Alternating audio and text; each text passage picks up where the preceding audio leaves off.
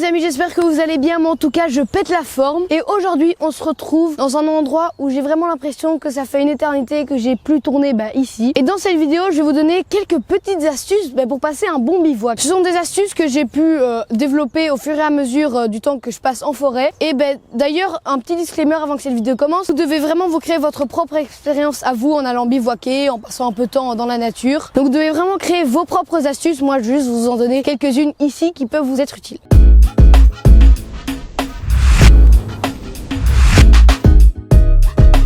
Alors d'abord, vous avez besoin de quoi pour dormir? En fait, il faut d'abord savoir qu'il y a plusieurs façons de dormir. Soit vous pouvez dormir en hamac. D'ailleurs, moi j'ai jamais essayé, j'ai trop envie d'essayer de dormir une fois en hamac. Mais pour le hamac, il faut des arbres, absolument, sinon ça fonctionne pas trop. Ou en tente, ce qui amène une plus grosse protection, un sentiment de sécurité et de protection supérieure par rapport à lorsqu'on dort sous tarp. Pour ceux qui savent pas ce que c'est un tarp, c'est juste une bâche qu'on va faire tendre. Bon, le tarp a comme avantage que c'est super léger et c'est super petit, donc c'est super pratique. Mais en hiver, si vous dormez sous tarp ou en hamac et même de manière générale, il faut vraiment avoir un bon tapis de sol. Vous allez peut-être vous demander pourquoi il faut un bon tapis de sol et pas un bon sac de couchage. Si, logiquement, il faut aussi un bon sac de couchage, mais le tapis de sol est plus important. Parce que si vous n'êtes pas isolé ou correctement isolé du sol, votre corps va donner toute sa chaleur au sol et donc vous allez avoir froid ou tomber en hypothermie. Donc pour ça, je vous conseille soit les bons vieux tapis de sol de chez Decathlon qui sont bien épais mais qui sont super légers et pas du tout chers, ou alors vous pouvez par exemple prendre aussi un tapis gonflable. J'ai fait une vidéo beaucoup plus détaillée sur comment passer une bonne nuit en forêt, je vous la mets dans le petit i là ou là, je sais vraiment jamais. Maintenant on va parler de la graille, de la bouffe, mon moment préféré. Alors soit vous faites un mastodonte de calories et vous prenez tous les ingrédients dont vous avez besoin dans votre sac, c'est encombrant, c'est lourd, mais c'est tellement meilleur, on va pas se le cacher, qu'un plat lyophilisé. Un plat lyophilisé c'est super léger, c'est compact, mais vu que le système des plats lyophilisés est de retirer l'eau présente dans les aliments pour ensuite l'ajouter après, il faut prendre en conséquent un peu plus d'eau. Sauf si vous savez que vous avez une rivière ou un lac proche de l'endroit où vous dormez, vous pouvez vous servir là, c'est open bar. Je vais revenir vraiment sur le point de l'eau juste après. Et moi perso je trouve que c'est encore assez bon, il y a meilleur mais il y a clairement pire. Vous devrez généralement attendre entre 6 et 8 minutes le temps que les aliments reprennent l'eau qu'ils ont perdue. Bon maintenant du coup je vais revenir sur le point de l'eau qui est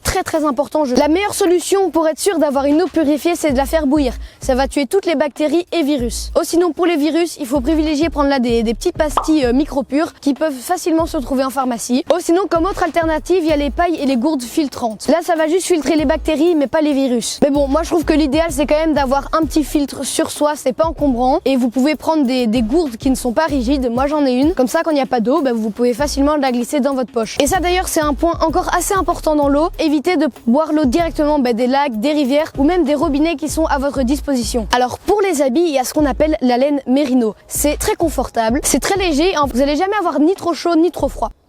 Sauf au portefeuille parce que ça coûte assez cher quand même la laine Merino, on va pas se le cacher. Mais au niveau des vêtements, c'est vraiment le top. J'ai d'ailleurs parlé un peu plus précisément des vêtements dans ma vidéo sur comment passer une bonne nuit. Parce qu'il y a beaucoup de choses à savoir sur les vêtements quand vous voulez dormir en forêt. Bon, je vous ai donné mes astuces, mais c'est pas pour ça que vous pouvez pas me donner vos astuces. Vraiment, moi j'ai envie que vous mettez toutes les astuces que vous connaissez dans les commentaires. Ce sera pas du tout utile qu'à moi, mais ce sera aussi utile aux autres. Je vous apprends des trucs, mais vous inquiétez pas que vous m'apprenez aussi souvent beaucoup de trucs. Sinon, j'ai créé un serveur Discord. Donc voilà, un ami m'a aidé, il se reconnaîtra. Je vous mets le lien en description.